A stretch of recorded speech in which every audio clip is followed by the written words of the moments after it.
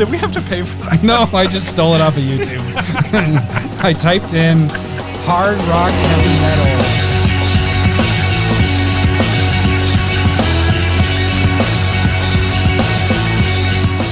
Sweet decks are made like these. Who am I to make three? I travel the world while I re-sleeve. Everybody's looking for something. Nice. Some of them want to play you. Ooh. Some of them want to combo on you. Yuck. Some of them want to counter you. Ugh. Some of them want to be confused. Whoa! Whoa, whoa, whoa. So, Sweet Dreams are made. That's not the name of the song, is it? What is it? Sweet Dreams. Oh, shit. Are I thought it. made Hold on. of these. Ooh, It doesn't matter. That's the Eurythmics. That's the name? No, that's the band. Okay, don't I wouldn't have remember. got the band. Okay, I forgot the name of the song. I'm an idiot. Is it Sweet Dreams? It's all right. Or made of these? I don't think so. Or just sing a verse and Doesn't that's matter. the name of the song.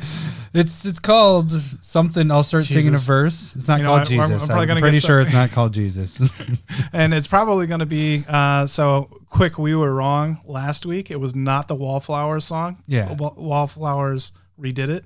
Oh, well, So it was a David Bowie song. the one that number 2 sent over was Wallflowers, and that is the one that I know He is too. incorrect. It was, so number 2. God damn it, number 2. Hey, number 2. That's my new Perfect. Perfect. Hey, I like it. button. My new button. Hey, number 2. Welcome to CommanderSmiths. We are the CommanderSmiths. I'm Adam Smith. And I am Lowery Smith. Don't worry. We're cousins. This is episode number 103. We forgot to say that last week, so people were really Did we? confused, and they were God. just like, I don't know what episode this is, but this week it's 103. I feel like we're every other at this point. Yeah. This is one away from what? 2 years. 2 Because there's years. 52 weeks in a year. Yeah. I don't, it's 104. It's not when we actually Nobody- started. We've already been, Yeah. we're longer than the 2 years of when we started recording. I'm always longer. But Oh, you wish in your dream. I don't understand. Oh, good How's- for you. Adam put in new button bar stuff, so I'm hoping for new stuff New today. stuff? Oh, Yeah. you'll get it. You'll get it. Don't Yeah. worry. This was the one. Hey, number 2. Yeah. No, I'm sure he There's a likes lot that. more. Yeah. It's fun cutting those up. I cut up, I think, 5 new ones. Not all of them are debuting today, but I have 5 buttons where I'm like, okay, here's some things see. for segments We'll see how and all that that is. stuff. So, I'm going to deadpan this then. so speaking of segments, what are we doing today? Are we talking about a segment? I said I have buttons for segments. Oh, that's true. Okay. Good segue. Were you even Understood. listening? No, Larry's just waiting for his turn to talk. I'm polite like that. So, we have, what, a 4-parter today. We played some games. Yeah. We're going to talk about that. Yeah, you I mean, can't not wait to everybody talk else about that. played, but I won a lot of games. Oh, good for you. That one just will never get old as that button because Larry not. just likes to humble brag all the time, except it's Oh, not very it's not humble. humble. Larry became the target so many times. We'll get into that. I don't know. He even shit talked between games, and then he'd still win after that. And I was like, God damn it, no one's following the plan. Yeah, they forgot no one to forgot. follow through. Yeah, No. like midway, they're like, "Oh, Larry's under control," Yeah. and then Can never get Larry And under then- control. and then it just they lose. No, oh man. Okay, so we also have some magical news that we're going to talk about. We kind of missed we didn't miss it last week. You just didn't really get to that. And I don't care. Yeah, I care more about it. It's more about the unset stuff, unsanctioned. It's a new set, and it's more about the lands than anything. And then we have Spotlight Deck, Oh, I built Uro. and he didn't even bring it up I to play forgot last to week. bring it up when I was for playing. So He, that, he that was got pretty there. He's like, disappointing. "Oh shit, I didn't bring it. I'll was be like back in looking 2 for it. hours, guys." Shit. Yeah. So, but we have guys weekend in 2 weeks, so it's I'll up be at the playing it cabin, then. and he's gonna Yeah. be playing that a lot. And then we finish up with just the tips, more of just kind of Looking at specking with the new variant cards that Yeah. are out there. The last 2 years or the last 2 sets. 2 sets. Yeah. More than likely, it's a trend at this point, and it's got to look at it and see what would be beneficial To go after it, because it's really freaking tough. And I mean, we're not, when we get to that point and we talk about this, that doesn't mean that this is the way to go. This is just our opinion on kind of what we think is the right. And I route. could change my opinion. I don't even know Like, what your once- opinion is. I don't either. But we should first say thank you to one of our listeners. Louisiana Leo. He's always appreciated. He sent up brain cake foil beer can. Yeah, but it's foil. Yeah, it's probably worth more. From Parish Brewing. It totally looks like Serum Visions on the new Serum Visions on the can. That's pretty there. cool. That's really sweet. Do you think it's 3D? Like if we had glasses and No. bring it together and pop out? No. You don't think so? It's like red, green, blue? You're probably right. Oh, I just squirted beer all over our stuff. That can got a little excited there. Whoopsies. All right, cheers. Thanks, Louisiana Leo. Thank you very much. Parish Brewing. Oh, thank you very much. Ooh. I like this a lot. I want more of this. Serum you have a whole Visions can. beer. You have a whole can. Yeah, that's pretty good. And this is Louisiana Leo's one of his favorite IPAs out of Parish Brewing, and I can see why. So yeah, it is a Imperial IPA as well. So awesome. Thank you. If you live in that area, you're lucky. And we'll have another one next week potentially, either next week or the following week on a special occasion 2 year. Okay, some things we got to get to. For our Twitter giveaway, we did do a drawing this last week for all you listeners out there that retweeted and liked our giveaway for, what was it, Cyclonic Rift and the Proxy and your sweet crappy sleeves. Jeremy was actually the winner of the Cyclonic Rift, and he's a lucky bastard. Yeah, really lucky bastard. The more lucky person was the person that won the sleeves.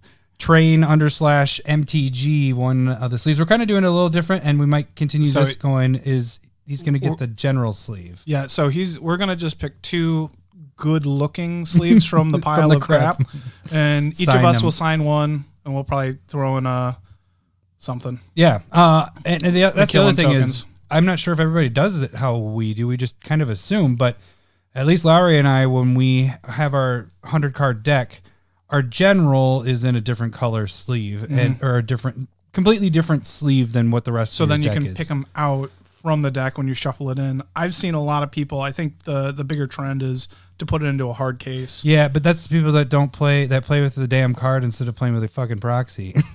That's the other part. Possible, of it. Yeah. Because you don't want your commander to get damaged and all that crap. Yeah, but I mean, like, I know it never gets like shuffled into a library other than like when a game ends or whatever, but they definitely go back to your hand. I would hate holding like a hard case card like along with all the, I don't know. So that's, I don't know if everybody does it. If you guys do it different than those two that we just stated, let us know. Because I think you definitely need to. If you win, you're getting those. I think you do need to have it different, because if it accidentally does get shuffled into your deck and you don't have the right sleeve, like be able to find it.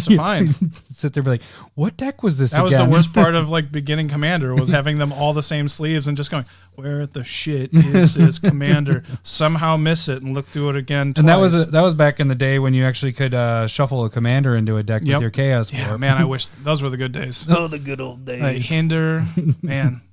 Okay, and then we also have, this is Pick Your Proxy month.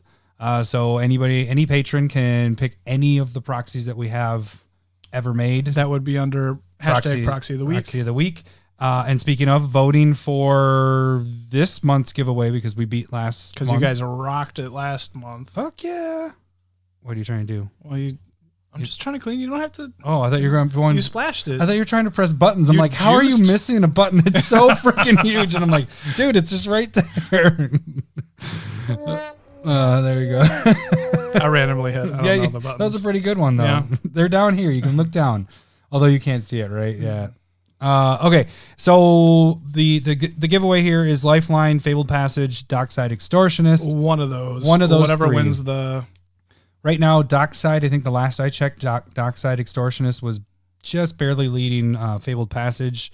I'm surprised Lifeline isn't up higher, because I don't think people like Lifeline very much. It's such a good card. It'd be my favorite. Yeah. So, and it's reserve list, so get it right now, and then it'll go up. Because after we talk about my Euro deck today, and then my Croxa deck, is it Croxa or Croza? Croxa. Nobody fucking cares. It's Croxa. He's part frog. But that card's gonna go up. Yeah, Lifeline's ridiculous. I'm just surprised that hasn't gone up since we talked about it. Well, it has gone up since we talked about the reserve But it's list not 2 years like ago. reserve list crazy. Right. Okay. And then what else do we have? Battle boxes. Oh, That just went out today, right? Yep, went out today. Battle boxes, which So if you're listening to this, it's out. and we will I'll link it to this cast as well, so you'll be able nice to of find you. that. One of us, we were very close on that. It was the worst boxes we've ever opened. We talked about that last week, but Apparently, it's the most entertaining. Though. yeah, we were getting I haven't watched texts yet. from. There is a lot of every card we open. We're like, I cut so much because we had to look up every single thing, Like a lot. So when I edit the cast, a lot of times I can be doing work, like my actual work stuff, because I don't have to cut a lot of stuff. It's more of just making sure there aren't any glitches, making sure, or try to find our funny line in the beginning. That's pretty much it. You know, I'll cut here and there, maybe 4 or 5 times an episode. But it's like a With minute, the video, maybe. with the video, I had to cut. I'm not kidding. 30 it or was a 40 job. different times. So I was just like, God damn it. So yeah, that's up and running. And then we also have one more thing, new patron goal. When we reach $200 in patron, this was actually your idea. Yeah. I get some ideas every once in a while, but we'll start Discord, like a chat. A and lot stuff of like while. What are you talking about? Once in a while. But yeah, Discord. So We'll we're going to start learn how trying to do that. No, Maybe. I think Trombley's going to help us out with that. But $200. Once we hit that, we'll start making ourselves available. I don't even know what to do with that. You just talk to people like you just do on talk to- Twitter. Oh, But some people Yeah, just don't that's like successful. talking on Twitter, like getting it out and having everybody else see it. They just want to like have conversations on Discord. yeah, we could. Okay, I think. we could do that. Yeah, Yeah. I'm not awkward. This will work. This will work just Larry. fine. Okay, so I think that Is it going to be weird if I start going against patron? Don't become a patron. I don't. I don't want I to don't talk know to if you. I want to do like Discord. All right, so we get into our first segment. Magical news. Yep. That's you, Lowery. Oh, you didn't realize that was actually you. I mean, Magical news. And all I did was, if that was, you really that was want to like know, over a year ago, Yeah, probably. if you really want to know the behind scenes on how I made that one, that was way back, like you said, a year ago. It's actually our opener sound music, but I picked like just a part in that song that we have and sped it up.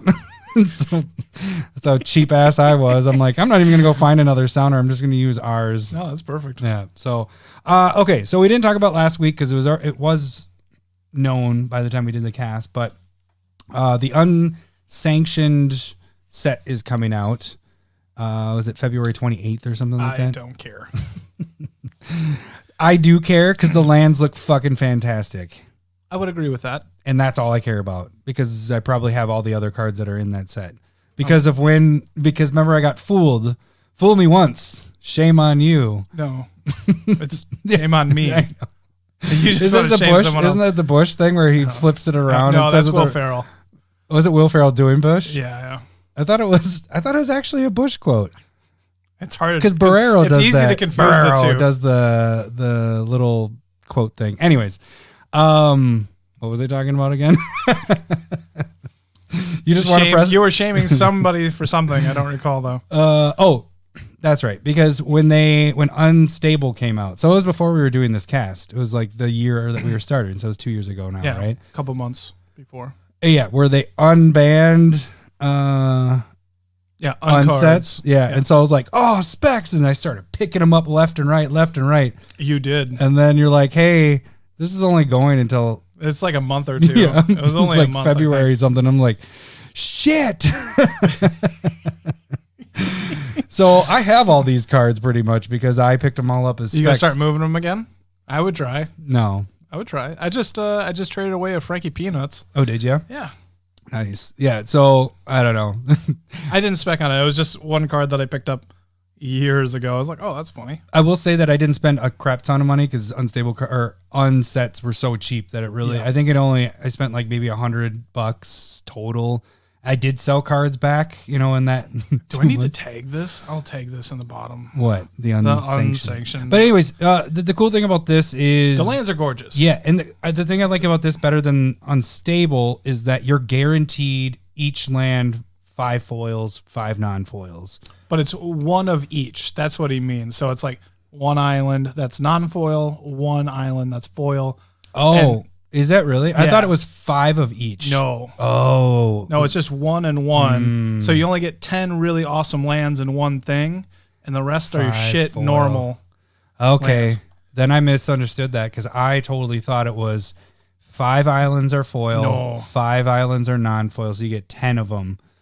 No. Oh, that might change the way I think about that. That's why these lands are going to be so fucking expensive. They're going to be really expensive. And still, I don't care. Damn it. That's not as nice then. No, this is the same thing as what they were doing with Secret Lairs, snow-covered lands. They're like, here, buy these 5 for $20. And you're like, fuck no. That's what they're doing with this, but they're adding in.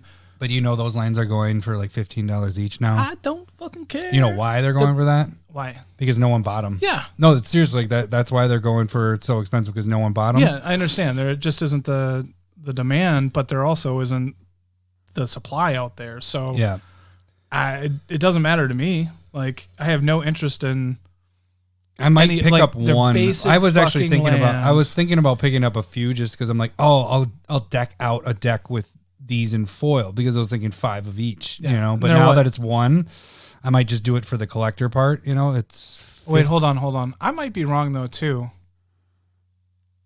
because they're coming out in monocolored sets. Yeah. Or are you buying them all as one? one It's- whole thing. I could be wrong. Welcome back, folks, from commercial break. No, okay, so we're talking 1 of each land type Right. for the amazing art, and then 1 of each foil Land of that same of amazing that art. same amazing art. And then there's some of the other There's lands have squirrel squirrel art art. lands. There's squirrels hidden. I mean, that's funny Yeah, and totally worth a ton of money. for sure. Well, for the squirrel, So apparently they're going 60. You're saying you would go for it if it's around 40, like the $39.99 that Yeah. you're talking about? maybe 50 just to have as a collection. But before, what I was going to do when I thought it was 5 and 5 and 5, all of them had 5. Yeah.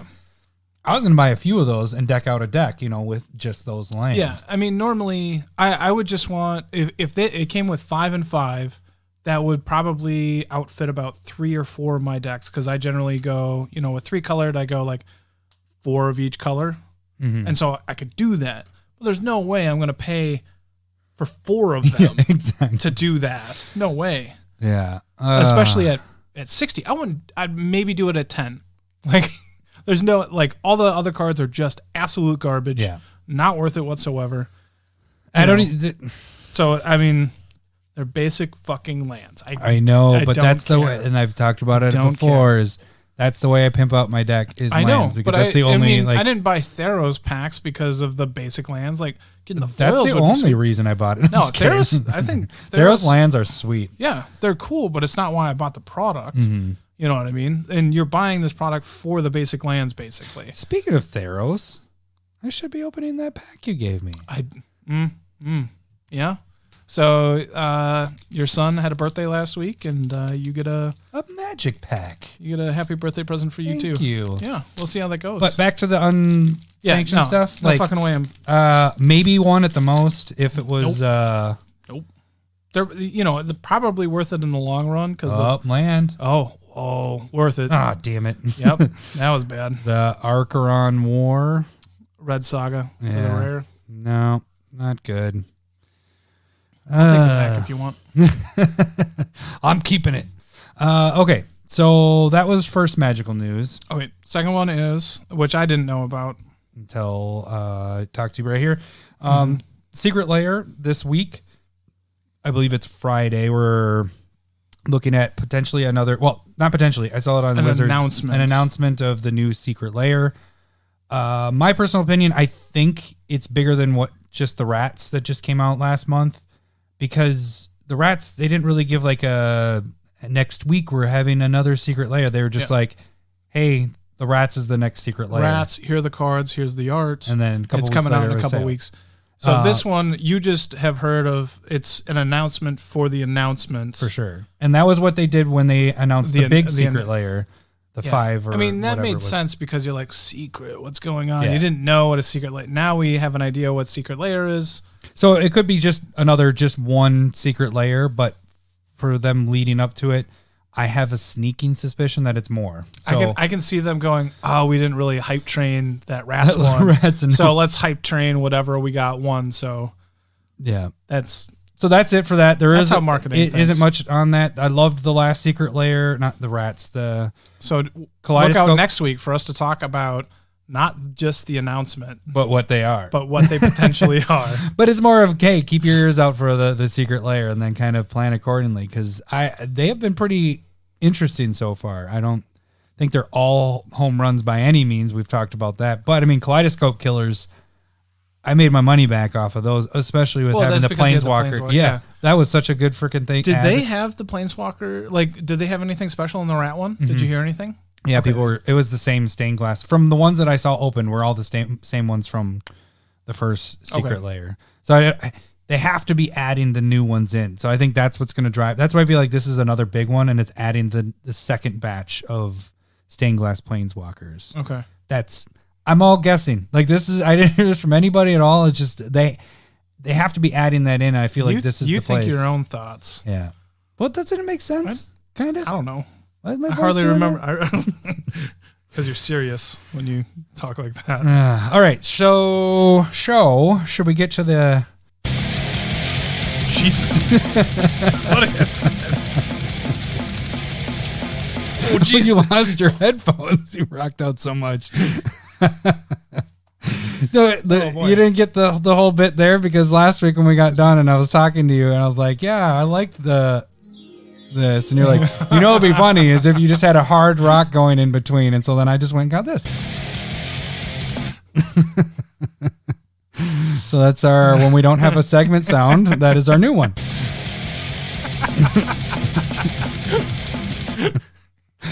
Did we have to pay for that? No, I just stole it off of YouTube.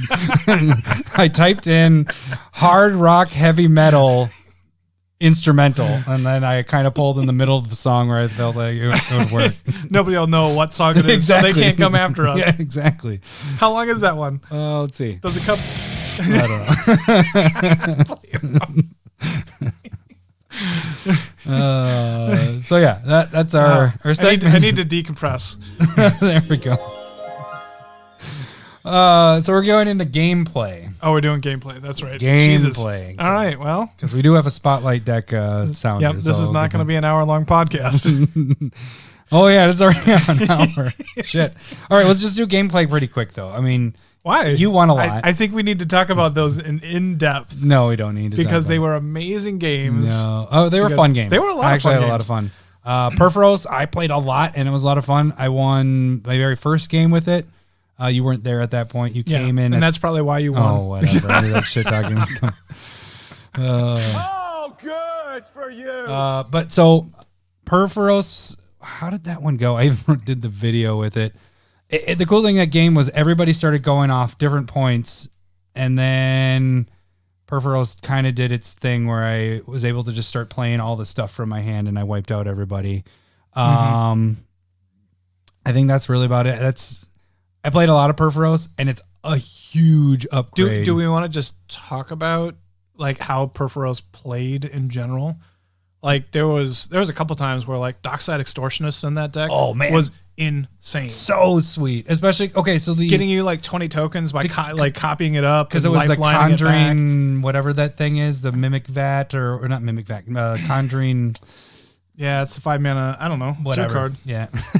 When it comes into play, you pay 2, then you create a token that sacrifices at the end of turn, but it's creating a token that creates treasure tokens. So I was playing that, and then a lot of times I had Lifeline. Hey, Lifeline. Yeah, Lifeline's awesome. And so I'd sacrifice it at end of turn, and it came back, and then I did the tokens again, and so I was just like casting. It's crazy. It was nuts. I would say for piloting it's a little more medium advanced range, because you kind of got to figure out how you want to stack stuff. I mean, we were still learning too. Oh yeah, there's a couple things with stealing creatures and figuring out. Well, we didn't actually do Sundial Infinite with that, but that wasn't there. But we were still learning. So I think we're actually going to just break down do a little bit more research, pull up some articles on Sundial of the Infinite. We'll probably do an in-depth segment here it's a pretty crazy card, and it's kind of a interesting topic because there's a lot of things that come in. We should probably, because you're doing a lot of stuff on your end step with that deck, and we probably need to learn how the end step is layered a little bit better as well. Because it's not just end step things happen. Can we go to Magic Judge classes and see if they can just teach us? How about we just let's just become judges. Fuck this shit. Fuck does it sound like fun? I don't want to do that. I don't either. But I guess one question I have for you is when I don't know how many times I played you with Perforos. Did I play it a lot with at least twice? Okay, how many? So when I left land open on other people's turn, did it make you think about attacking me or not attacking me? You know what I'm saying?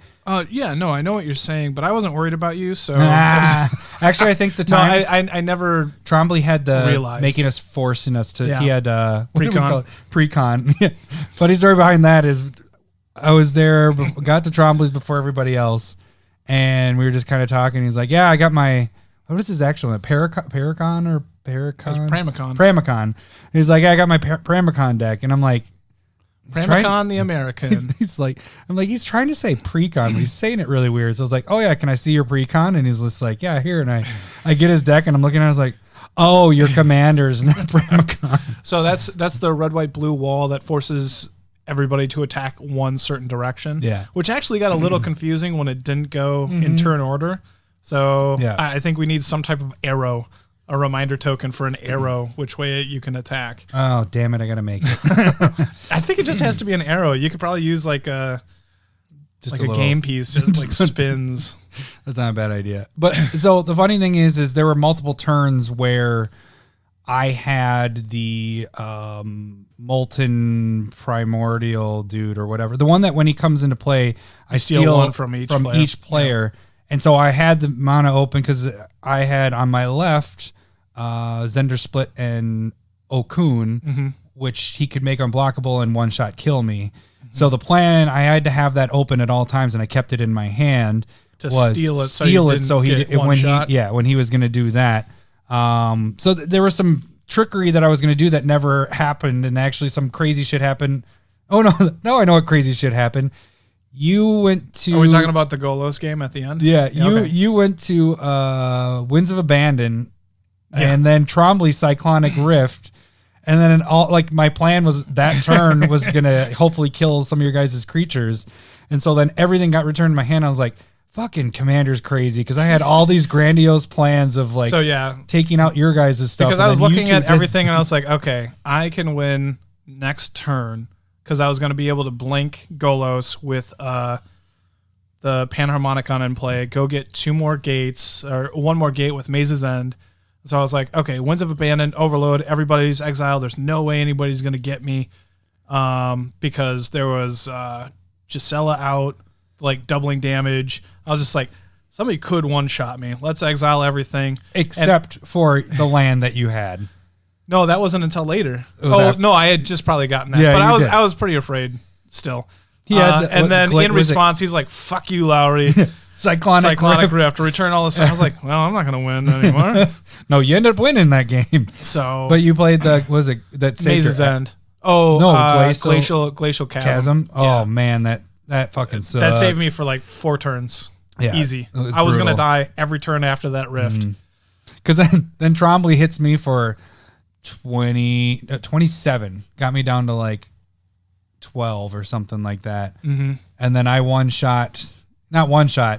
multiple of all my creatures coming into play and making multiple copies and did 38 points of damage, which I needed exactly 38 to get Trombley. He's like, you're lucky. I had a fireball that I was going to double it and then kill you in the face. But then I just sat back and you kept on, couldn't do anything to me. Yeah. And I was just like, you won the game with Maze's End. With Maze's End, and I ended up with 80 life too. Yeah. Because there's the angel that comes into play, and you gain 2 life for each gate. Yeah. And so I gained 18. Golos went and got me another one, and then I because I had the Vesuvian mask. Yeah. Which whatever it's called. We haven't remembered it for 2 years. You mean Helm of the Host? Yes, Helm of the Host. I have that down because that's one of my favorite. And so I went and got another one, and Then I blinked the angel, gained me 40 life. And then I finally 20. exiled that fucking thing. but at that already point, too like, late. Like, and I went and got Maze's End, but didn't know how. I thought it was an upkeep trigger. And yeah, then you're I like, said go ahead. And you're like, oh, wait a second. No, I win the game. I was like, pay 3, return Maze's End, put a gate into play. I win the game. Yeah. Didn't matter, whatever. So, Kinda. but like well, I could have probably killed you. Probably could have killed you with creatures if Trombley didn't Cyclonic Rift. Because I had like 16 2/2 zombies. Good for you. Field of the Dead or Field of Dreams was doing some awesome work too. Because anything you were going to attack me with. I was wiping a lot of that stuff out, though. No, you weren't. I Yeah. had like 16 of them. Seriously. Did you at that point? Yeah. Yeah. You weren't killing them until after. Like, I was getting 4 a turn. I don't know about that. How are you one. wiping them out? Remember the duplicates kept coming into play? You were removing 1, 2, 2. 2 each turn, taking some. That wasn't until afterwards, though. Oh, and it got wiped the first Yeah, time. then I was staying low. Yeah, I agree. Okay. So, Lowery won a lot of games. Alila rocked. That was a pretty cool game. Because I got down to... Oh, that was one where Trombley should have won. Because, okay, so Shadow Spear is an awesome card. Takes away hexproof and indestructible from other permanents. Number 2 had it out in a... I don't want to be mean, but it wasn't a very good deck. You like cover your mouth so he can't hear you, but instead you're funneling the sound back. I think he knows it. I think he wants to... Yeah, I think that's the one he said he didn't like. Yeah, he's he like, didn't "It's really like bad." it. And he knows it. He knew it. But he was taking away hexproof from creatures, and we were like targeting stuff because Shalai is an amazing card, the green-white from Dominaria. Or it's white with green ability. But we thought it just took away hexproof and indestructible. So we had Niv Mizzet Perun with the ultimated Ral Zarek. Ral Viceroy. Yeah, Ral. Yeah, the one that his ultimate is anytime you cast an instant or sorcery, you do 4 damage to any target and draw 2 cards. And Niv Mizzet was in play, so each turn you're going to be dealing 4 damage, drawing 2, dealing another 2 damage, plus whatever thing you were like. He started it by taking the hexproof off and targeting, I think it was... It was Trombley. No. But he was targeting, whatchamacallit, Vorinclex. And he removed the indestructible, that's what started it. Then Trump was like, no, I counter that. And then he's like, well, I counted, but all those triggers, he was doing the damage to Trombley's face, which he shouldn't have been able to do that because he still had hexproof. His other stuff didn't. So, so that's that reading part that we're not the best at. But he ended up doing 28 points of damage just by casting spells and drawing cards. Yeah. And that's what Trombley's life was at exactly or whatever. But then you ended up winning that game. I don't remember. Yeah, because Trombley went away and then Vorinclex was out. And so Keenan couldn't untap. Yeah. Because I was at 1. Yeah. And so I killed Keenan real quick. I killed you or got you really low. And then I think what happened? That wasn't me playing Eureka, was it? Eureka, I missed. Yeah. Kill That's you. what it was. No. That was the... no, it wasn't Eureka. No, that was definitely Victus wasn't. Asmati game. I just missed to kill you on Eureka. Yeah, so you got you down to 1 in that one too, but then you gained up to 4 life. I gained 3 life, so I was up to 4 life, and he was the last player. I wiped out. I hit big. I hit the what are they? The split cards. Yeah. First one was 11 points of damage to everybody. Next one was 10 points and 6, and so I was getting everybody down, and I was able to set my top.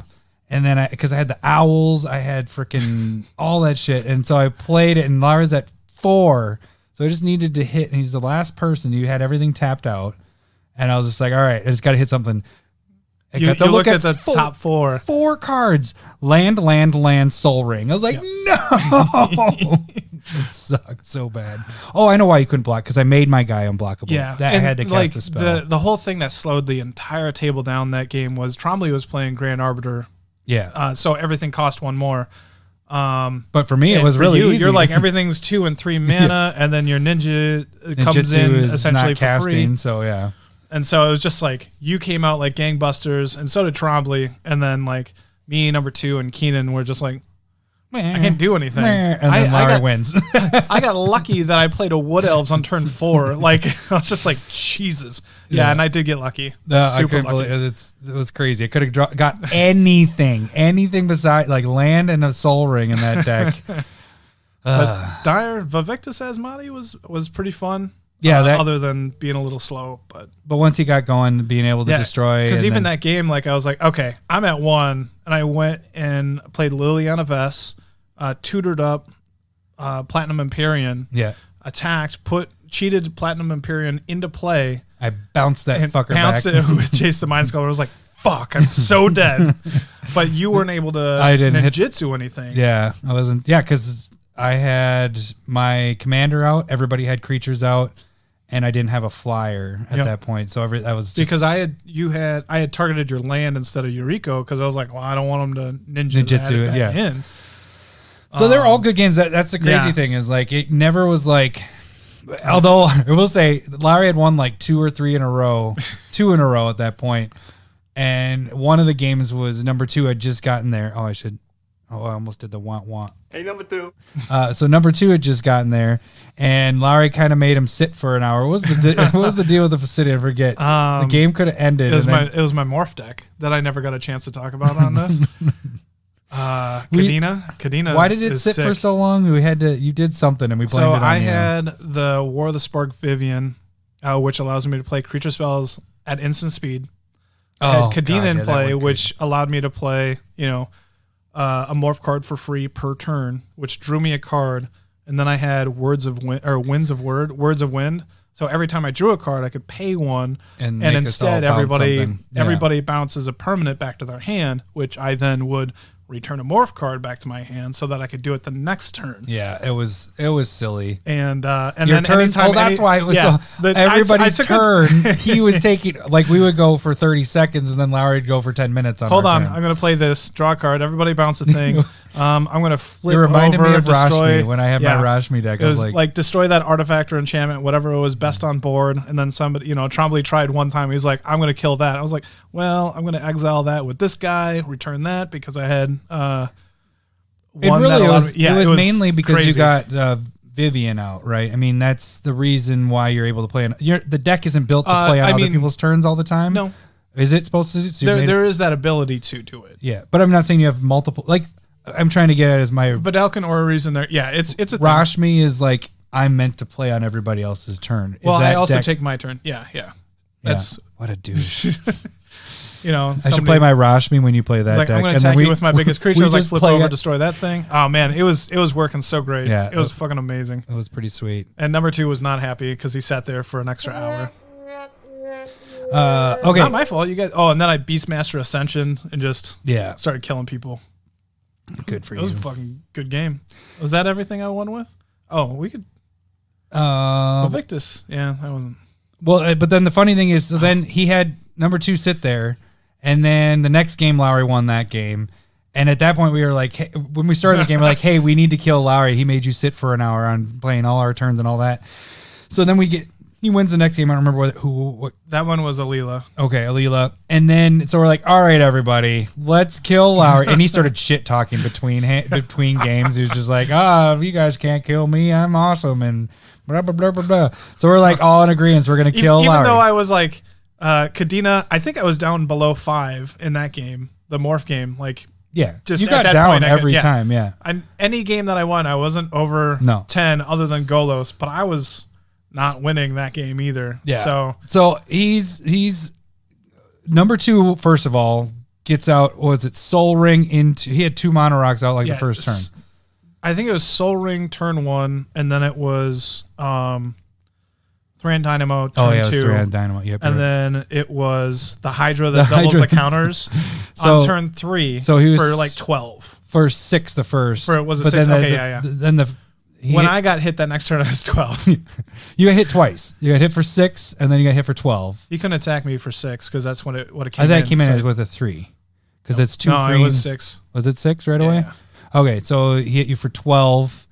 But I blocked. I had like a little shit. Blocked, and the trample came through. Hit you for 24. Yep. And then we're like, all right, Laura's going to be out. This is awesome. and then he went after me and killed me. No, because it was 48. So I killed you. It's like, son of a bitch. Because what he should have done was probably attack somebody else and then hit me with the 48 to get me out real quick. Yeah, but that's not how we were playing, and we were all like, let's kill Lowery. And then the funny thing is, that was the first time I played Yuriko, but since I didn't really play it, I played it again the next game. But so I played life gain ninjas because I was like, he has a big fucker there. I need to gain it didn't matter. It hit me for fucking 48. Yeah. Not expecting it. And then the next turn, killed Trombley. He still didn't kill me. Yeah, killed Trombley. And then number 2, and Keenan made a little deal, killed me off, and then Keenan was playing Yarok and basically just killed off. No, but number 2, he used my Yarok deck, and that went crazy. Like, he had so many kill spells. Not crazy, but then he actually killed number 2 with his own Hydra. Oh, did he? Because he stole him with a hostage taker, and then he cast him himself and then killed him with... Yeah, and I was playing Marissi that game. No. It was the Angel. Oh, the one that, the 2+0 thing or whatever. Yeah. +1/+0. Some of the, but like, I didn't have any ramp, not even close. So, all right, I think we need to move on to the next segment. No. Yeah, we can do that. A spotlight deck. See, you sound beautiful, Lowery. It works. Is that me too? Yeah. No, that's both of us. Yeah, that's both of us. Okay, so who do we have here, Lowery? Euro, Titan of Nature's Wrath. And what does he do? He's from Europe. I see, a Euro. So he is colorless, green-blue. He's a 6/6. When he enters the battlefield, sacrifice it unless it escaped. Whenever Euro enters the battlefield or attacks, you gain 3 life, draw a card, then you may put a land card from your hand into the battlefield. And then it has escape, green, blue, exile 5 other cards from your graveyard. And I love this deck. Yeah. Can I just say it right now? Yeah. This is like Lowery on a plate. Drawing cards, playing land. I don't know the gaining life. That's always fun too, but your calling card is drawing cards and playing land. Yeah, that's what I want to do. And I kind of wish after playing this, I think there's this way that I made it is probably pretty similar to like any Tatiova decks that are out there, like green-blue from Dominaria. Like just whenever you play a land, you draw a card, gain a life. Like it's probably very similar to that play style. Another one that could have worked is more of like a self-mill strategy with Jace, Welder of Mysteries, Oracle, the new Thassa's Oracle, and then Laboratory Maniac. I was very tempted to do that because I've never made a Lab Maniac deck. That would be an interesting twist to it. Yeah, that's not what I would think like when you're looking at it, you know. But like you want to feed into the escape ability sometimes, and that allows you to bring them back. But the way I think that I want to play Euro is, play it for 3, normal cast, like draw the card, gain 3 life, put the land into play, let it die, don't put it in the graveyard. And then essentially the next turn you should be at 5, do it again, then let it go to the graveyard. Mm-hmm. And then hopefully by that time I have enough cards, and then turn 6 I can pay, 4, bring it back in. I got a 6/6. I should have 6 to 7 mana in play, which is a huge game by turn 4. Yeah. And that should be relatively consistent if I want to be doing that. So I guess, we'll get into the deck, but is your commander the one that's doing the damage? Are you looking at commander damage, or is there... Yeah, that's my, like we were talking with number 2 and Trombley, like, I don't know how this deck really wins. It's going to be more like Landfall. Meant to be a hey number 2. Mary and I went skiing. Nope. I changed the buttons over. What'd you do? This is a number 2 now. Okay. Now it is. And so I think it's just landfall, value, gain life, draw cards, just trying out value and grind everybody out. Yeah. So a big thing are the lands. And so this is probably the only time we'll ever talk about lands. And there's a couple of specific ones that are pretty important. So you have Undiscovered Paradise and the next one, and then Ghost Town. So those 2 are important because they go back to your hand on purpose, essentially. Yeah. And you normally don't like playing with this card. Yeah, but this allows Undiscovered Paradise. This deck style allows you to play a lot of lands, and so so Undiscovered Paradise, it tap to add 1 mana of any color at the beginning of your next untap phase. Return it to owner's hand, and then Ghost Town gives you the ability. You can tap it for a colorless, but you can tap 0 to return it to owner's hand. Use this ability only during another player's turn. Yeah, and they're both really, really good in this deck. And then the last land that we'll talk about is pretty sweet here too. Sanctum of Eternity. This is tap to add a colorless, or you can tap to return target commander you own from the battlefield to your hand. Activate this ability only during your turn. So this just came out with a new commander set. Yeah, and so I don't know if you saw, but the Crystal Shard just jumped up to $5. Uncommon that allows pay a blue, tap, return a creature back to your hand. This is the land version of it because you play Euro for 3, then you pay 2. This return it back to your hand. And like as it's on the stack before it gets killed. And so there is some stack stuff in this deck that we'll go through, but essentially what you can do is you can respond to the triggers. And so before it's sacrificed, you either return it to your hand or your blanket or, a couple of different cards. And then this is kind of like a fill up your graveyard / to help you. The other thing is to hit that escape because you got to pay 5.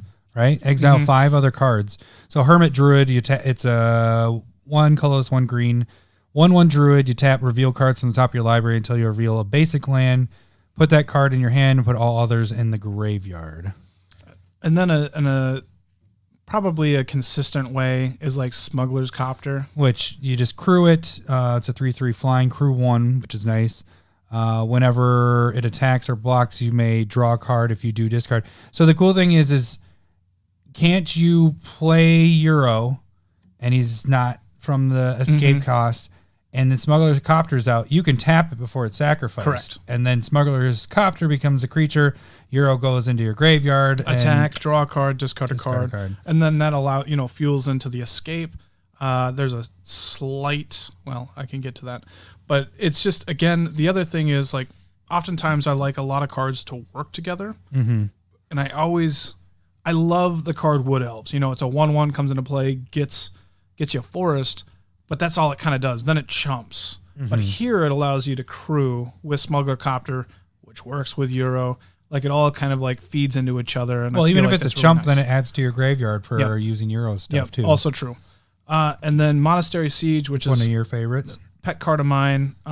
You can either choose to draw 2 cards and discard a card at your draw step, or you can have all your permanents cost 2 more to target by your opponents.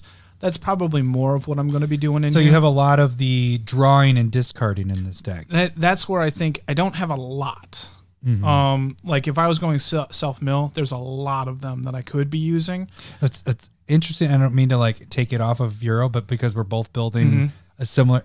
It's interesting to see what the difference is between green and blue and black and red, because black and red's way of doing everything is pulling it from the graveyard and getting that, and then I'll talk about it next week, but it's doing different things. Yours is more trying to get it to come back to your hand, or the bounce ability of stuff. I don't even have that option with mine. No, you don't. Yeah, that's true. So it's the same mechanic but different styles here. So I like this a lot.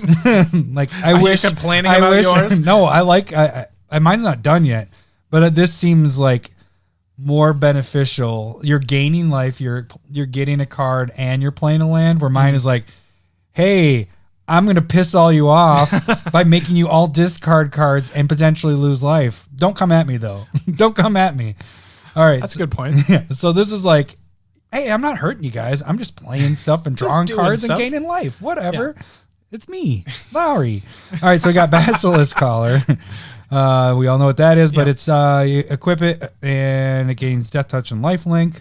Which, again, I really like putting on like early game Wood Elves. Just like it's a chump, but you're just like going to gain a little bit of life, kill something bigger. One of the sweetest cards from this last set, Shadow Spear, 1/1, or the equipment, 1/1, trample, lifelink, and then your permanents, you can tap 1 permanents, your opponent's control, lose, hexproof, and indestructible until end of turn. That just is a card that, of the set, I mean, there's a lot of cards that are good from this set, but because it's an artifact, this is going in so many decks because it's just that removability is freaking awesome. Yeah. And then one card that's been talked a lot about lately is Rite of Replication. So you're going to, well, it's sorcery. So you got to have him in play, right? Well, see that like this deck has a lot of ETB triggers, and so I can choose Do a bunch whatever of things. you want. Like, if But he's the not- big thing is normally when I play this card, because it copies whatever creature you have, yeah, you have to entwine it. and you can do it. Well, it's not in time, Or but it's kicker. But it kicker, is yeah. any creature on the battlefield. But the big thing is you kicker it for 5, which sometimes can be hard. And so it's 9 total to get 5 copies. And people were like, "What happens when I copy or kick this Nyx Bloom Ancient, and each land produces like 700 plus mana?" But What are you in going to do with here- that? in here, this is easily castable. That's Yeah. the big thing. Mhm. Is you're hitting 9 mana easy in this deck. Mhm. And so Well, and then let's say you do your commander. make 5 copies. They draw all get 5 cards. sacrificed because they're legendary, but you're getting 5, like you said, 5 cards, gaining 15 life, and potentially throwing down 5 more land. That's a pretty big advantage there. Crazy card in this deck. Deadeye Navigator. So it has Soulbound, which means when this comes into play or another creature comes into play, you Soulbound the creatures together. As long as Soulbound Navigator is paired with another creature, each of those creatures has tap 2, which is one Blue. 1 colorless, 1 blue. Exile cheating. this creature, then return it to the battlefield under your control. So you're bouncing Euro with that. Yep. And again, you're responding to the trigger. So because they're separate triggers of you get 'cause it to has draw the- a card, gain 3 life, put a land from your hand into play, And if you have enough, you bounce it again. and then you bounce it again, bounce it again, and you're potentially doing it more times than you think because if you're putting lands into play, you get those lands. Nice. And so I when I was goldfishing this, I did it 6 times. And I was That's just ridiculous. like, and I started off with like 3 extra times I was going to be able to do it. And I was just did another 3 more times. Like, holy So shit. what you need to have in here is Cryptolith Right and Intruder Alarm. No, not Cryptolith. Let's do Earth. What is it called? The reserve list one. Earthcraft? Earthcraft and Intruder Alarm. Because then it comes into play. You tap both of those creatures, but you need to have more creatures. But then they untap because Intruder Alarm comes into play. That sounds like a combo, though. Yeah, I know. You draw out your deck. There you go. Woo! Crystal Shard is something Yeah. that we talked about. So you just pay a blue, tap it, return Euro back to your hand after the trigger, and allows you to replay it for 3 every time you get a chance. A crazy card. Lifeline is pretty sick, and it's going in mine as well because it's insane. So okay. whenever there's a creature in play and it dies and there's another creature in play, it comes back to play at the end of your turn. At the end step. Yes. At the beginning of the end The step. beginning of the end step. Yeah, that's the words are errated on that. Yeah. So you play Euro, it dies, and but you then gain your life, gain your draw life, your all that card, stuff. put a land into play. then it comes back At end step, and do then that thing again. it then dies. But then it's still going to wait to the next end step, which is your next player's Your turn. opponent's. And Comes it back and dies. And then each and then player, the next player. you don't even have to it's do anything. It just keeps going back and forth. Crazy. You just don't ever have to touch it again until Lifeline dies. Yeah. And it still would have the trigger on it, so it'd come back at the end of that turn. Another reason why you guys should be voting for Lifeline. Holy shit. No, this card is I don't think crazy. people have known this yet. Lifeline is pretty fucking sick. It's so good. Greater good in this deck. Yep, is also, sacrifice. Yeah, that's what I've been looking at with Croxa is things that when it comes into play, I can tap sacrifice to do something, and this is perfect with This that. allows me with Euro, draw 6 cards, discard 3 cards, Mm-hmm. and then I can draw the card from Euro, gain 3 life, put a land into play. So I'm almost guaranteed to So I'm get guessing, a land into play from that. What's the other one? From Origins, the tap 1 green, sacrifice creature, reveal cards until you hit a creature card. What's that one? I know what you're Is talking that about. in this deck? No. No. Okay. It was on the cutting board? originally, yeah, it ended up getting cut. Yeah, because that would be pretty sweet too to be able to sacrifice it and all that. And the thing that I was finding with that is I just didn't need it. Mm-hmm. Like I was drawing cards like crazy with this deck, so I just didn't need more cards in my hand. Yeah. Which is not what Greater Good does. Foot and mouth. I've talked about this card before in the past, but Alahemrites Isn't it? Archive. Oh, It's it looks like Alzheimer's archive. If you would gain life, gain twice that amount of life instead. If you would draw a card, except for your first card, you draw 2 cards instead. Yeah, it's pretty sick. So with Euro, you draw 2 cards, gain 6 life, put 1 land into play.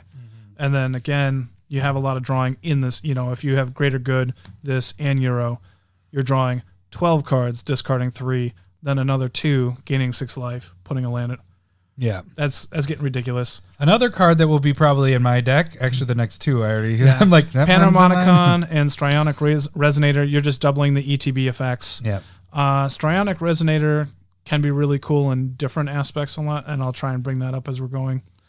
Wayward Swordtooth. So do you have all the guys of making you play more land? Not all of them, because I felt like I wanted Euro to be doing more work, and it's something that probably still needs to be balanced a little bit. So I do have Exploration and Burgeoning in play. Burgoyne. But Wayward Swordtooth should probably be either Azusa or the new one that changes all of them. Are you saying that changes them to any color? The Dryad. Yeah, the Dryad. Yeah. Let's just call him Dryad. Yeah. Dryad. So because he has a long ass name. It is. It's like 4 words long. That's really long reading. Really long reading. That's real long reading. I'm really long in this beer right now. That's what's happening. And so this Explorer is just the representative of the card. There's a couple of them that do this, where it's just draw a card, put another land into play. That's what this deck could have been like. Look at the top 5 cards, put 1 into your hand, put the others in the graveyard. That would be the self-mill strategy. This is more, I want to draw a card, I want to play more lands. And this also goes into your graveyard when you're done with it. You know what I'm saying? Like it's another thing you can use for his escape stuff. So I see you got a Planeswalker in here. Same thing, Kiora, the Crashing Wave. Drawing this mainly here to draw a card, put an extra land into play. But if ultimating a Planeswalker is nice always. For sure. Risen Reef is in here. Love Risen Reef. And also have the snake version of this guy, but there is a little bit of elemental. Elvish Reclaimer. You sacrifice your own land and put a land into play. Helps Such you a good card. with graveyard and the landfall triggers. You have your Wood Elves type cards in here. Ramanop Excavator, one of my favorites. Yep, along with the other 2. So Crucible of Worlds. And the one with Dredge. Oh, those 3. You play those 3 in this deck for sure. That's the biggest thing. Just being able to play lands from You're talking about Life of the Loam? Yeah, Life from the Loam. So fetches are really important. It doesn't, you just want lands that are going into your graveyard to be able to get them back and be able to play them a bunch. The other thing that I didn't talk about, now that I'm remembering, there's 2 cards or 2 lands where you can sacrifice someone to draw a card. Play those as well. So the green-blue one from Modern Horizons, and then there's one from M20 that you can do it. It's colorless. Okay. I'm looking at this and I'm trying to think of where you're using this as much. Doubling season? Yeah. So normally when I'm going with doubling effects, I'm trying to be more specific with like if I'm creating creature tokens, I want parallel lives. If I'm doing +1/+1 counters, I go with hardened scales, like that type. And I felt like I was doing 1/1 counters, tokens, had a couple planeswalkers, and I was just like, this will be nice to have to hit everything. Yeah, it's the coverall. Generally, I don't like playing doubling season because it's I hate this, but it's a huge target for sure. When you play it, people they stand Kill up him. and they look at it. Yeah. And so I actually have the kill him button in here. This one. Mary and I went skiing. We made a snowman. She touched my leg.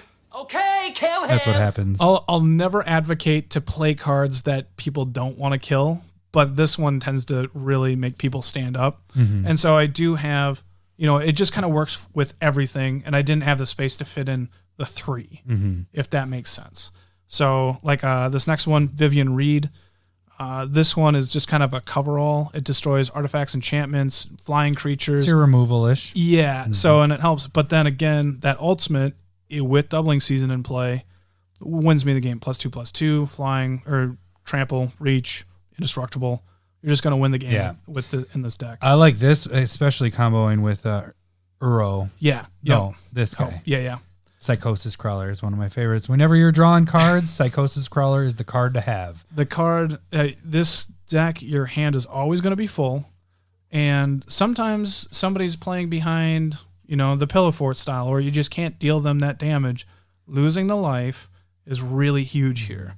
And even if you're able to attack with it, those equipment that I talked about can gain you a bunch of life because it's generally going to be a 5/5 to a 7/7 in this deck. And if you guys don't know what Psychosis Crawler is, every time you draw a card, you lose a life. All your opponents lose a life. Yep. And so you should be able to tick people down pretty quick with this guy.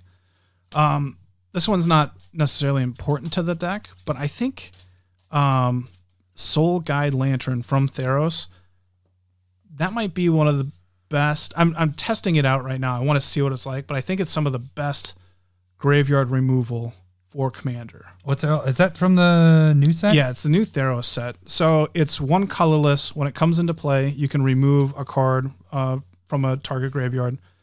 You can tap it, sacrifice it, exile each opponent's graveyard, or you can pay one, tap it, sacrifice it, draw a card. Mm-hmm. So number one, it's not a dead card. I was going, one, I don't need it, pay one, tap it, draw a card. Feeds into Psychosis Crawler, getting more lands into my hand. It doesn't hit your graveyard, and which you can't have for escape. Like if you're exiling your graveyard, you're doing it wrong. Yeah. That's what hurts these decks the most is graveyard's going to be rough for you. but I think this one's going to be really, really good for Commander in general. Mm-hmm. I like the land one from Amonkhet block, but that hits everybody's graveyard. Mm-hmm. But being a land makes it pretty good. That's why I have Bujukaba going in mine. Yeah, but that's only one person. So like those are those kind of things. Like in Yarok, you can hit two type thing. But so I think that's a card that I'd keep an eye on for Commander for sure. Yeah, and it's uncommon, so pretty damn cheap. Big boys when it comes to land. We got Multani from Dominaria, but this one's probably the most fun. So you got Rampaging Baronodon. 5 and 2 green, trample. When it attacks, it gets 1/1 for each land you control. Whoa. And it's a 7/7 to start. Yeah, that's so pretty ridiculous. Probably like a 14/14. Yeah. Well, if you're casting it for 7, more. yeah. And then the other thing to think about is, again, putting those equipment on this to gain 14 plus life. Yeah, that's a good idea. Plus, with the trample and death touch, if you have that one on, you just have to hit one, and then the rest is all through. All right, and these are my dickhead cards. Dickhead cards. Overburden. Whenever a player puts a creature card into play, that player returns a land he or she controls to its owner's hand, and this is 1 and 1 blue. So this includes you. So you're able to play your Euro, you return a land, but then that land goes back into play with Euro, so you're not getting a disadvantage with that. Then you have Mana Breach, which is 2 in blue. Another enchantment. All 3 of these are enchantments. Whenever any player plays a spell, that player returns a land he or she controls to the owner's hand. What a douche. Mana Vortex, 1 and 2 blue. Each player who controls land.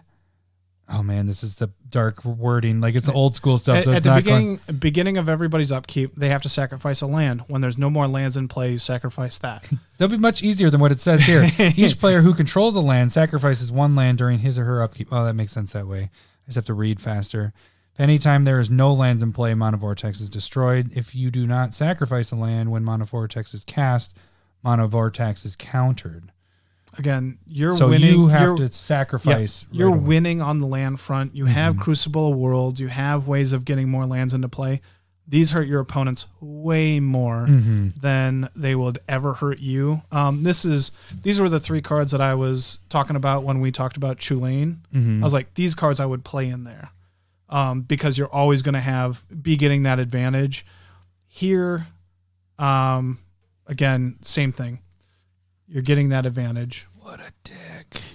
The last batch are the landfall cards. You could probably run through these because they're pretty standard. So yeah, of course, our crew fix. You gain life when you play land. And I would say this works with the archive because you're gaining life. So you're gaining 2 life instead. Guardian of Tazim. That one's probably not. So landfall, whenever a land comes into play. It just has the word landfall, which you like, so you had to put it in. But actually, Tyson was playing this in his Matamai deck, and I was like, fuck, that was really good. So I don't know if this is really good, but whenever an island comes into play, you tap a creature and it doesn't untap. If it's just a land, it just taps. So with the Dryad Iliad guy, the new one, that would turn all of them into islands coming into play. That's why I think I want to go that way. Primeval Bounty. Oh, this one I almost didn't have in. But Whenever you cast a creature spell, 3/3 beasts into play. Whenever you cast a non-creature spell, put a 3/1/1 counters on target creature, and a land enters the battlefield under your control, gain 3 life. So like that's another reason for doubling season. Zendikar's Royal. I've played this one with this has elementals. Whenever you play a land, you get a 2/2 green elemental. And it works with Risen Reef like crazy. Tireless Tracker. We all love that card. Yep. Royal Elemental, perfect. You take control of people's, right? Yep. Also an elemental. So you don't have the what's his name that you every time you no, that's not land, that's every time you play a spell. I was thinking of the Djinn. Every time you play a spell, you bounce a permanent to opponent's hand. Yeah, there I was seeing some people playing that. I was like, that's not No, it doesn't fit really with the land stuff. I was thinking for a second there it was landfall, but it's not. It's spell based. Spellfall. Tatiova. That's the whenever a land enters the battlefield, draw a card and gain a life. Ridiculous. I can't believe it's uncommon. Rampaging Baloths. So putting 4/4 beasts into play again. Working. I just didn't realize what it was with the art because you have the pre-release one. And it has a different art on it. It's pretty sweet. And then Avenger of Zendikar, which is crazy. Also an elemental. So this card again, I'm probably winning with like overrunning with tokens and stuff like that. Because again, is that your Day of Dragons? Landfall? What's your Day of Dragons? What's the game winner? I don't do. You don't have the Crater Hoof? No, I don't do that. I go against what we say you should do. I try. I will not listen to Adam. I enjoy winning at under 5 life. Yeah. Not in this deck. You should be gaining a lot of life. I give people a chance to kill me. And they just can't. It's fine. What a dick. I'm not Mary and I went skiing. We made a snowman. She touched my leg. Okay, kill him. But everybody should I think live by. I'm in love with this deck. It's so much fun to just why not? It's exactly what you are all about. No, it's big amazing. Creatures. I love it. I don't know if it's amazing, but I love it. Gaining life. No, gaining life is like your last thing, but drawing cards and playing land. That's what you do. Like that's your MO. Like you watch Jumanji.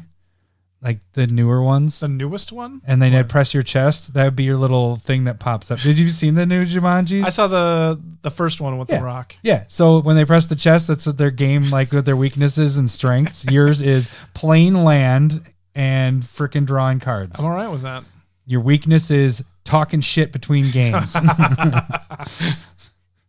That's your weakness. Or a strength. No. I'm pretty good at it. No, not really. Makes you guys mad. That's the point of it. All right, we're an hour and change in. Should we move on to the next segment? Fine. All right, here's my opener for that. Perhaps play a little game called Just the Tip. Just for a second, just to see how it feels. Or, ouch, ouch, you're on my hair. I didn't know that was a thing. That was Vince Vaughn. Yeah. I recognize that. From Wedding Crashers? I've never seen that movie. What? Yeah, I know. Oh, man, got to listen to it again. Listen to the whole thing here. Perhaps play a little game called Just the Tip. Just for a second, just to see how it feels. Or, ouch, ouch, you're on my hair. Ouch, ouch, you're on my hair. Oh, boy. This, Just the Tips is, like we talked about, the new printings of the last two variants. sets. Okay. New variants of cards.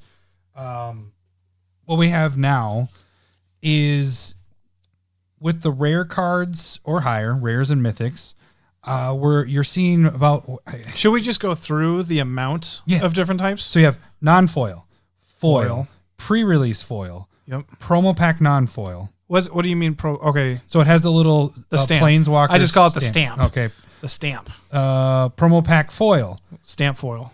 Extended art non-foil. Extended art foil. Yep. And then with this new one, the difference was the gods were printed.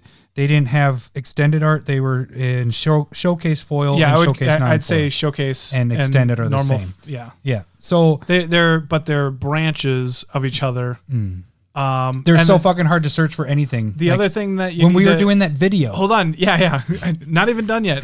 If there's a reprint like the Theros Skylands, holy shit, is that list long? So yeah, I think that is the number one thing of how do you even find the version that you want? Goldfish doesn't even have all the fucking versions like on there. Appropriately labeled and marked. So that was the main reason why you go to Card Kingdom. They have Theros Beyond Death and Theros variants, Theros Beyond Death variants. They just have it in a whole different section, different bracket. Yeah, because I'll bet you the stamped foil, like the stamped ones, I don't think they were in the variant version. I'll bet you they're somewhere else. Well, if you go on TCG when you're trying to order those, like normally, let's say I'm like I want Euro. On there, you have to at that point choose Euro or Euro extended. So they're in two different categories because when you pick Euro the card or in then you can go to like the foil. It shows you all the different versions there. There you have to in that search bar have clicked extended because there isn't. I don't even like that. So it'll only show you the 3 versions in that bracket. Then you have to go, okay, actually got to type it in again and go extended is what I meant. I think they should have it in that same page, but so if you're trying to buy cards and you're trying to go and you're going, ooh, this is a really fucking good deal, you're probably buying the wrong one. So make sure that you're buying the right one because I did that. Just behind the curtains with our video, the reason why it took a long time to cut is because in the beginning, especially, a lot of the shit I cut was the way Goldfish had it is you looked and it was showing you, the picture was showing you a full art, but that's not what the card was. It's actually the regular version, the non-foil pack non-foil. Yeah, and we were confused and Card Kingdom I don't think had their shit together. No. Like I don't think I understood that they had the variants list yet. And so you type in the name and you click on the card that you saw. So this is something that it's not new. I mean, it's not new as of the last 2 sets. So this is not like, oh, whoa, this is great. But it's interesting what's happening now. I think the positives of what's going on is cards that normally might be a little bit higher price have so many versions of it. You can get them for dirt cheap if you just get the pack non-foil ones. So if you're just a player, I think I should call him by his proper name and give him his call out. Hey, number 2. I think I talked to them last weekend and I was like, we're going to kind of do a segment on this. What's the version that you guys like the most? And hey, number 2 said that I had to make sure. Are you never going to say I'm never going to say his name again. I'm just going to go, hey, number 2. And what he liked, but what he liked was just getting the card. Like he doesn't want to go for the collector stuff or anything like that. Myself and Trombley, I like the full art stuff because it reminds me of our Proxies. It kind of has that version of it. So I might go, and before that I was going for foils. So I kind of go for that route, but it hits everybody's on the spectrum kind of. Yeah, and it's like, I like the foils, so I'm going to get foils. I like the full art foils. Like you can pick your choice. The thing that I don't understand are the stamps. Yeah. Like why the regular stamps are worth as much as the normal foils. Yeah, because they're rare. You don't get them as much as everything else. Like I when you fucking care. I know, but you go on TCG. Like there's just like hardly any difference there. It's the same thing that we were talking about a little bit earlier with the Secret Lair stuff.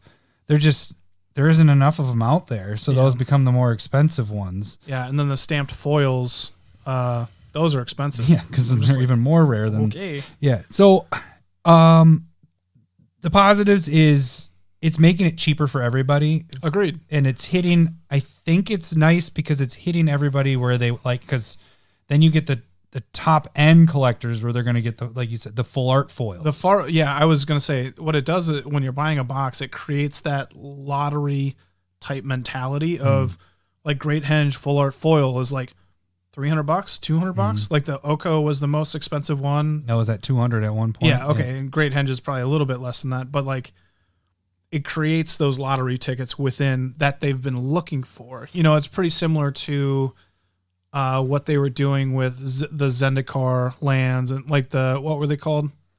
The inventions. Oh, the inventions. Yeah. So that's what they were trying to put in. Masterpiece stuff. Masterpieces. There. Thank you. That they were doing that lotto thing, but it was like so rare that like it didn't matter to me. Here it seems like you're getting like a shot a box And that makes it much more appealing because you still might get shit, but what it just hit me right now is maybe that's why our boxes were so garbage, like prices wise. yeah, oh yeah. This is the lowest your our box price. value is going to be low. And actually, I think Fast Finance made a point saying that at this point, if you're trying to get value from a box, you should be going for the showcase boxes, the collector's boxes, boosters, going for a box of those. Like I bought two boxes of Theros, just the regular booster boxes. Mm-hmm.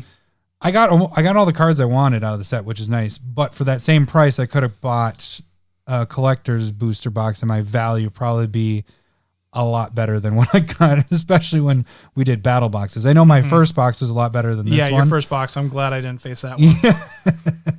I would have felt real bad. This box was it was terrible, but it was both of ours. I mean, when you go through that video and it's just like, because there aren't any full art stuff in there. You're not getting those really, even like when you got, not spoiler alert, but spoiler alert, you got the full art foil, not full art, you got the foil. Constellation foil Erebos. And that still wasn't like. It was $10. Yeah. It's just like, what? Any other time a mythic foil, you would be like, 2 sets ago. But that Erebos like isn't very good. But even still, the rarity of that would have been a lot more, but it's not that rare because those have a slot in the masterpiece. I keep on masterpiece. The collector booster. There's a god slot, and so they can be foiled. So there's a lot more of them out there than there were before, and they're printing foils like crazy. And those packs are all pretty much foiled. So it's like there is a lot more out, which is nice. It makes it. I love that I got all the god ones non-foiled and get like yours. I think the other thing to think about though there is like, I think since everything does seem depressed because it's like spreading out what you're going to buy. Mm-hmm. I do think there's going to be a funneling consensus of what is the best type. Like you were saying, the standard guys are like, I just want regular, cheap. Yeah. So that's actually what I want to get into next is, for our opinions. It's like we planned this. Collecting these or speccing on these, what do you feel is the best thing to go after? I mean, probably the full art foils because they're just so much rarer. Yes, I don't normally value wise. Do you think that would be the one going up? For me, I generally, when I am doing whatever type of investing, quote unquote, or speccing, I try and do what other people. If people are looking one way, I try and look the other. So I would say you probably have some low, but probably all going to go up. A lot of them are going to go up, just regular basic cards because they're so cheap right now. And then eventually people are going to be like, well, these are too expensive. I don't want those. And then I think you'll have a market that will adjust. Probably won't get up to where it was. I feel like there's a lot of miss that could happen with those. You know what I'm saying? Whereas misses like with getting those really cheap ones, which they'll be really cheap, but they may just stay really cheap. And sure, they could, but again, they're so cheap, so the buy-in doesn't scare me. Yeah. So like, I'm seeing, Charming Prince is a very good card from Throne of Eldraine. The normal printing is under $1. Like it's probably like 25, 50 cents, and that's a crazy good value in my mind. I can see that card going to $3. That's not like a crazy jump or anything, but there's a lot of, that's $250 in trade. Again, I'm thinking on a much smaller scale, I think. And so if I can buy a card for 50 cents or less, and I think it's going to go up to 2 or 3, I see a pretty good return there where I can trade. Again, don't want to get a ton, but, if I'm sitting on like 12 to 16 of them, and I can make $30, I don't see that as a bad return, and I can easily see Charming Prince, that card, going to 2, not 3 or 4, but 2. So I guess I get that, but that feels like to me is that now what that's changed is those are the penny specs, the ones that are the 10-cent specs that potentially can go up higher. I don't think the full art foils are something you necessarily want to spec on because I think the buy-in's too high. So my thought on all this is just after this has been out for 2 sets now and seeing what's out there and what's nice and how it's all turning out. I think the full art non-foils are something to really look at when you're doing specs, because there's multiple reasons. One, foils typically are for commander players. That's why I've been always specking on those for the last couple of years, whatever. Commander players drive those prices because they want to pimp out their decks and all that. Tournament sanctioned stuff players, like the pro players, don't like foils because they're all foil. But they curve. If they have any curve to them, then they can't use that card. Again, not true. If the whole thing is foil, then it just can't stick out from the deck. That's the thing. And so if you just have 4 foils of one card in there, you can tell where that card is. That's the reason you got to worry about cheating there.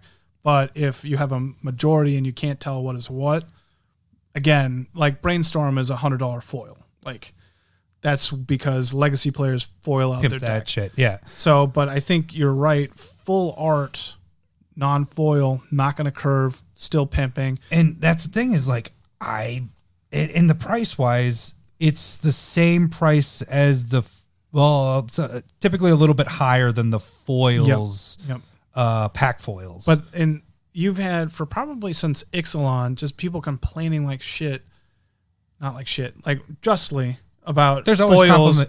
Complaints about foils. The foil is curving, and they've gotten worse probably, but also just non-foils curving as well. I think they've improved that since Ixalan. I haven't noticed non-foils curving, but definitely noticed the foils curving. Always curving. Some sets are just worse than others. And it never bothers me because we're commander players. We like to have shiny, whatever, nice things. And the ones that are expensive just sit in my binder anyways and whatever.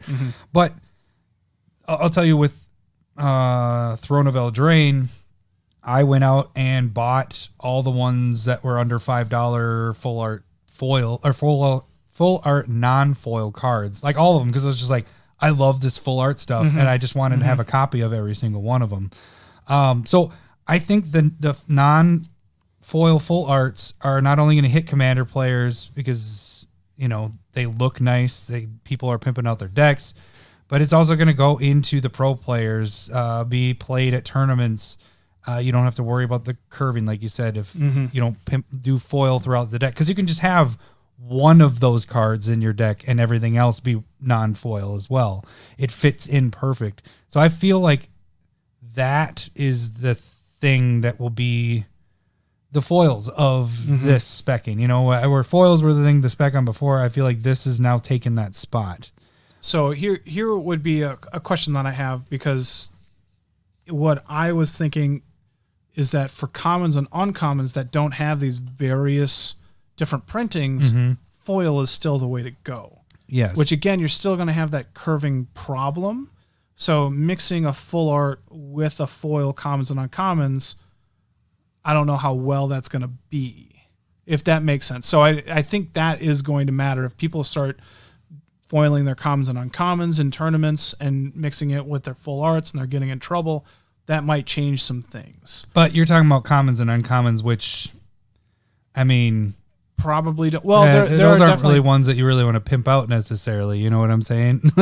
Grey Merchant of Asphodel is like a $10 foil. You know what I mean? That's a uncommon in this set, common from years ago. Like, there are always commons that want to be played, and I'm not saying like the trash commons, but there are commons and uncommons that are playable in many different formats. You know what I mean? Like Delver of Secrets, when that came out, I traded my foil for $10. I was like, it's a common. Yeah. I'm going to fucking get rid of this. I don't think it was a bad choice, but there are those cards that do get played. So I think it'll depend on where that also lands. Well, the thing about this is I really do think that these full art non-foils are the key of this. And that's the hard part, is it's 7 cards you're looking at. You're looking at 7 fucking different printings, talking about rares and mythics. And we've never had it where like a card fits for all the formats to hit all of them. Like the full art is a nice looking card, and it doesn't have that foil thing, but commander players are going to play with it because it looks nice. and you can play with like that. That's the issue why foils don't necessarily take off all the time. Yeah, is because of what you said. All the decks have to have, or all when the it cards, comes to tournaments, tournament stuff. Yeah, and so people just want to play with the cards, and so pro players don't typically do that. Like, I'm not saying Legacy. I'm talking about like Modern, and I guess now Pioneer and Standard. They're going to play with the non-foils because it's just easier to make that deck. It's already expensive format that moves around. Yeah, I mean, again, it depends on the player as well, player. but you got to think of a majority of players, not just like the top end ones. I don't know them at all. I'm just, but that's one thing in fast finance. What they talk about before this was foils. You know, pro players don't like to play with them. This is all commander. You know, a lot of commander driven, collector driven. Now we have a card that can hit them all. You know, because it can be played in these pro players that wouldn't normally play with those. That's the one they're going to go for, you know? I don't know. And the thing is this is just all speculation. I think both opinions it's are just right. kind of like a conversation. You can pick and choose what you think is right. What is wrong. I think there's just ideas to talk about. And I do like the different price points where you can get in. That's what I was about to say next is like, do you like what they did? Yep, absolutely. I don't like how confusing it is until it's been out for a little bit. Then it's like, okay, here's all the versions that there actually are, where it's like, I didn't know until it all came out and things are getting released. I like to be able to get a card cheap as possible and then work to pimping and stuff like that. But the funny thing is before the set came out, did we know how many printings there were going to be? I mean, we could have gone off of Eldraine, but we didn't really know because that was like the fairy tale set. So the showcase, they had the different art, and it was like, sure, we didn't know no idea consistent this was going to be, and it still might. It's probably going to continue. Well, so the players that complain about Magic is too expensive, this was the way that they're getting it. So it's spread out and it's dropping the price of a card. You still get the really expensive card. If you don't want the Constellation foil Heliod, or whatever, you don't want those expensive ones, you can buy the normal gods for much cheaper. The non-foils. But so I mean, think of this: Nyx Bloom. If it didn't have the 7 printings that it had, that would easily be already a $20 card. Agreed. But it's half that price. Yeah, it's at $11-12 right now for a non-foil of that card pack, which is, I think, reasonable for a bonkers ass card for sure. So, all right, well, we are long, not in our pants. Speak for yourself. Was that all? That's not true. Is there anything else you want to talk about with that? I think that's good. Okay, cool. High five. All right. Well, you guys can catch us next week. I don't know if I'll have my deck done for sure. If I don't have it done next week, I will have it done for Lutzen for Guys Weekend. So don't. Oh, it doesn't matter. What do you mean? We got our different thing. We're going to talk about our Power 9s. Yeah. What am I talking about? Okay. So we're going to talk about reserve list Power 9 for Commander and non-reserve list Power 9 for Commander. Yeah. And we're going to try and make some. We'll see how it goes. Yeah. This is going to be a sweet segment next week. You guys are in for. This is the definitive. Maybe Power 9 for Commander. Yeah. Now watch. So, because we're a little show, then all of a sudden, a couple months from now, we'll see the big guys be like, "Hey, this is the Power 9 from Commander." I'm like, God, you guys are just taking it from us, and we don't have your listeners, you little bastard. But whatever. I don't think that's going to happen. You watch and see.